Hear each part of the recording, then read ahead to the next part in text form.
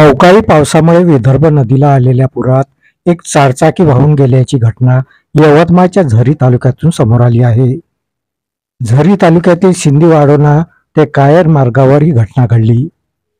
पुराच्या पाण्यात वाहून गेलेल्या चारचाकीमधील एकाचा मृत्यू झाला तर एक गंभीर जखमी झाला आहे. रामकृष्ण कनाके असं मृतकाचं नाव आहे, तर भास्कर कुसाम असं गंभीर झालेल्याचं नाव असून दोघेही वणी तालुक्यातील उमरी येथील रहिवासी आहेत.